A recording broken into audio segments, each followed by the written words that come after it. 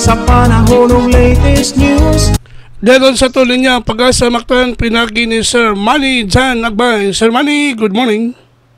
Yes, good morning, Sad Sir Ariel, og simuhang mga suginting paminaw. Mao ka na pinakalaing kalambuan sa itong panahon sa sunod nga 24 oras. Yan yang alas 4 sa kadlawon ang sentro sa typhoon nga si Karina. Kaya nasigpatan kini nga naa sa 290 km aminang silangan sa Itbayat, Batanes. Kini nagdala sa akuskon sa hangin nga moabot og 155 km per hour. Duol siyang sentro og mga pag-uros nga moabot og 190 km per hour. Kini nagalihok pa amiya ng kasadpan sa akusgon nga 25 km per hour. Ug nakataas gyapon karon ang signal number 2 dinhi sa may Batanes ug signal number 1 sa Babuyan Islands, northern portion sa Cagayan ug northern portion sa Ilocos Norte.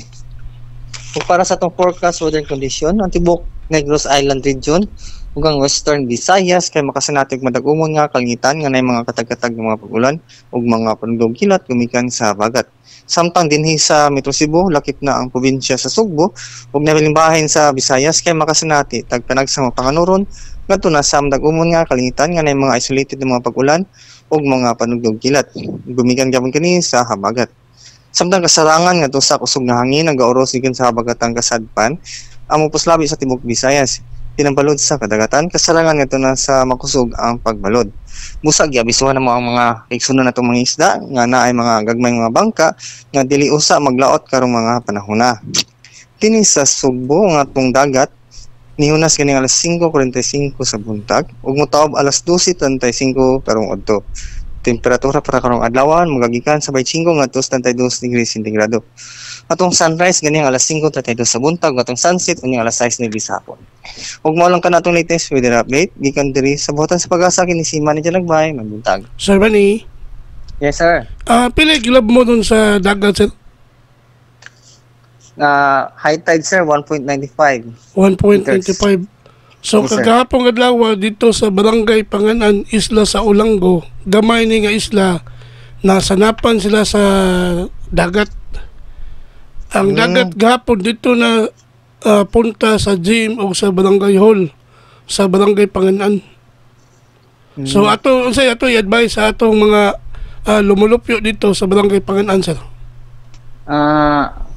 Magkuha lang no, mag-amping, mag-monitor lang sa itong mga latest weather update para sa mga bagyo o sa mga thunderstorm nga ipang-issue diri sa Pag-asa.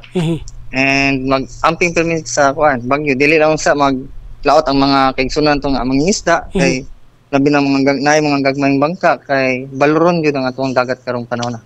Kay nagsugod dakong dagat sila atong pizza 23 hantod na kagapon og ugma nga ilang masinati. Isa hantod pa ni sa mga Biyernes sir. Salamat nimo Sir Manny, may buntag sa Pag-asa. Sige, isa pa yan. Okay, good morning. Salamat ni Sir Manny Jan Agbay, ang atong weather specialist gikan sa Pag-asa Mactan.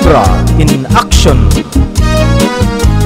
Nga nagaton sa tong dagan sa kahimtang sa panahon ining adlong Miyerkules, Hulyo 24, tuig 2024. Salamat ni Sir Manny Jan Agbay og sa Pag-asa Mactan mayong buntag kaninyong tanan. Magpapakauban kang kubra in action. Manaw ka o paminaw sa'yo sa kabuntago.